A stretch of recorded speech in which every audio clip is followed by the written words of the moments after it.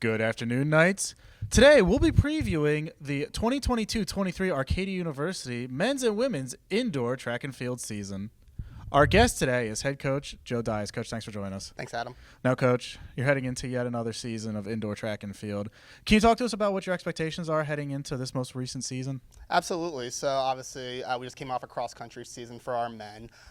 Indoor, this is only our second full year of having cross-country indoor now after the COVID pandemic kind of just interrupted things for a bit. So, right now, we're trying to build off of last year, establishing ourselves not just a new program, but as a hungry program that's ready to kind of rise up the conference rankings. I think we have a good blend of current and new talent that's going to help us get to those standards that we've been wanting to shoot for ever since we started the program back in 2019.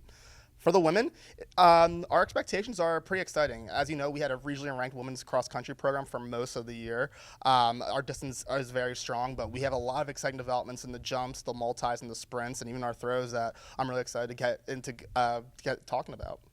Now, you kind of touched on this a little bit with the returners and the newcomers. Let's talk about the returners. What can you tell us about the players that have already gained some of that experience? Yeah, for the men, we returned Miles Sams yet again. Miles established himself as one of the top jumpers and short sprinters in the MAC his first 2 years here, and now we're looking for that next step, bringing home some conference hardware. He's been a point scorer pretty much every season that he's contributed, and we're actually looking to kind of maybe establish ourselves as one of the region's best instead of just one of the conference best.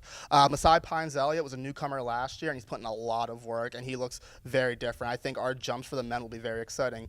And then we bring our current reliable sprinters who are ready to take that next step with Robbie Carter, Sam Ragg, Eric DiLorenzo in the mid-distance, Sean Nipp in the mid-distance, and our distance guys in Kevin Walter and Ben Bain. So for our women's returners, there's a lot to look forward to. Micah Gordley has been one of the top runners as soon as she stepped foot on campus, and she finished third, and she was an all-region runner in the 800-meter last year. I think she's going to potentially contribute to some conference contention.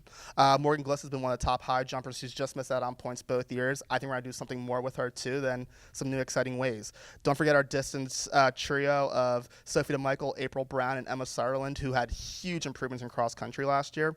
And then even Izzy Kowalski and Paige Masonheimer in the hurdles, and Sarah Kiter and Catherine Portelli in the throws. Like, there's a lot from top to bottom that we're going to show off how good we really are. Now let's talk about the newcomers that we have coming in this year. What are you looking forward to with the players that are kind of just getting their feet wet with their experience? Yeah, on the men, there's a lot of excitement around our newcomers. Wesley Castelli, a freshman out of Philadelphia, local product, he has been looking phenomenal. He's put the work in, the talent's there. You're going to see in the 400 and the 800 something really special. But it's not just him. John Storty, another local product, is really coming into his own and should help us that. We have a trio of soccer players debuting for us, and Steve Warren, Gio Satoli, and Guy Massa, and there's a lot of raw talent and ability there. And don't count out throwers Matt Spinell and Aiden Cromer to make an impact immediately as well. On the women's side, there's a lot of young talent here. Gianna Malley, a long jumper, short sprinter, should be able to establish herself as one of the top freshmen in the conference. Grace Cornell comes off an excellent cross-country season where she was all-conference, and I think she's going to wow some people in the 400 and the 800.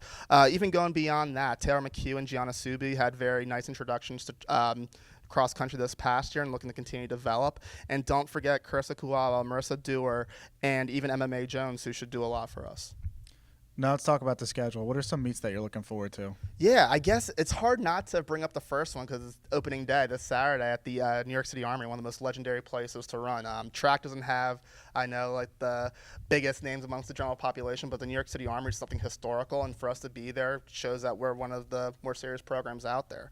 We're going to lay down some good times, but if you had to tell me, like, Joe, circle some dates, you have our MAC championships at the end of February. That's always an exciting one, but I think it'll be good to go to Alvernia in mid-February, where we can actually kind of preview the conference track, see probably most of the conference there, and get a true estimate of like a mid-season peak on where we could establish ourselves as one of our, how good we are, honestly. Can you talk to us about the MAC championships for those that might not really be familiar with it, and how it's kind of different from cross country, which we've previously discussed? Yeah, so cross country, you take up to your top 12.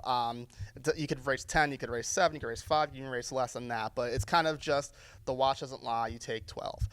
For track's a little bit different. You have to hit a certain standard or mark or time to qualify for that. So you can go online and kind of see what we're doing. It's usually how we base our success and how many qualifiers that we bring forward.